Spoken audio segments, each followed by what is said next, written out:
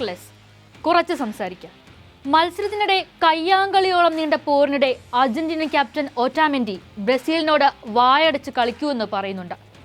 മത്സരത്തിന് മുൻപ് ബ്രസീലിയൻ താരങ്ങൾ നടത്തിയ വാക്പോരുകൾ ആൽബിസെലസ്റ്റൻ ബ്യൂണസ് ആയറിസ് പുൽനാമ്പുകളിൽ ചൂട് നേരത്തെ പിടിപ്പിച്ചിരുന്നുവെന്ന് വ്യക്തമാണ്.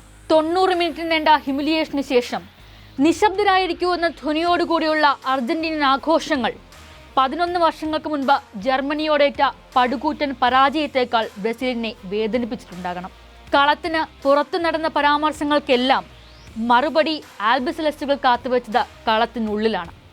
മത്സരത്തിന്റെ 4-ാം മിനിറ്റിൽ തന്നെ ബ്രസീൽ വലതുളച്ച് അൽവാരസിന്റെ ആദ്യ പ്രഹരം. ആ ഷോക്കിൽ നിന്നും കരകയറുന്നതിന് മുൻപേ 2-ാം ഗോൾ. മൊലീനയുടെ ക്രോസ് ബ്രസീൽ പ്രതിരോധത്തിൽ തട്ടിയെത്തിയത് എൻസോ ഫെർണാണ്ടസിന്റെ കാലുകളിലേക്ക്. 12-ാം മിനിറ്റിൽ തന്നെ ബ്രസീൽ ഗോൾ വല വീണ്ടും ചലിച്ചു. തിരിച്ചു വരാനുള്ള ശ്രമത്തിനൊടുവിൽ അർജന്റീനൻ പ്രതിരോധ താരം റൊമേറോയുടെ ഒരു പിഴവ് മുതലെടുത്ത 26-ാം മിനിറ്റിൽ ബ്രസീലിന്റെ ആശ്വാസ ഗോൾ പിറന്നു.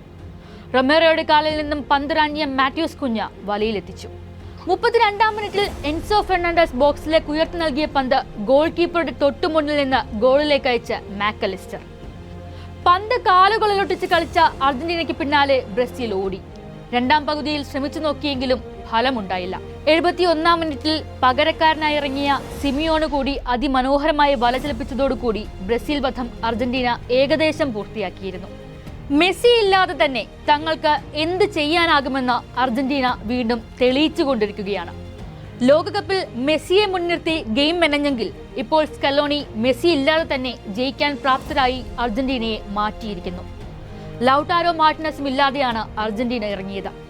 എന്നാൽ ആരുടെയും അഭാവം ബാധിക്കാതെ ജയിക്കാൻ പാകത്തിൽ സ്കലോണി പഠിപ്പിച്ചു വിട്ടിരിക്കുന്നത് ടീം ഗെയിമിന്റെ പുത്തൻ പാഠങ്ങൾ കൂടിയാണ്.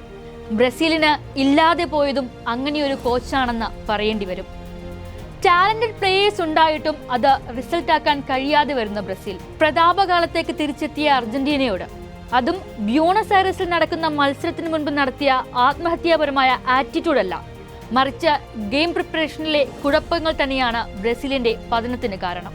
അർജന്റീനൻ പ്രതിരോധത്തിൽ പാളിച്ചകൾ ഉണ്ടാകുമ്പോഴും വിനീഷ്യസും റഫീഞ്ഞയും റോഡ്രിഗോയും കൂഞ്ഞയും അടങ്ങുന്ന ബ്രസീലിയൻ കരുത്തർക്ക് ഗോൾ നേടാനാവാത്തത് എന്തുകൊണ്ടാണ്? മുൻ വർഷങ്ങളിൽ ലോകകപ്പ് യോഗ്യതാ മത്സരങ്ങളിൽ ആകെ വഴങ്ങിയത് 6 ഗോളാണെങ്കിൽ ഈ വർഷം 14 റൗണ്ടുകൾ അവസാനിക്കുമ്പോൾ തന്നെ അത് 16 ആയിട്ടുണ്ട്.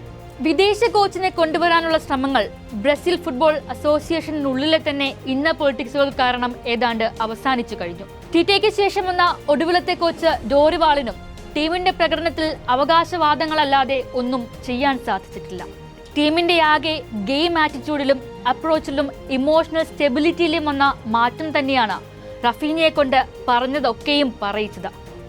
പന്ത് കിട്ടാതെ ഓടുന്ന ബ്രസീൽ താരങ്ങളെ പരിഹസിച്ചുകൊണ്ട് തന്റെ ബോൾ സ്കിൽ കാണിക്കുന്നുണ്ട് അർജന്റീനൻ ഗോളി എമി മാർട്ടിനസ്.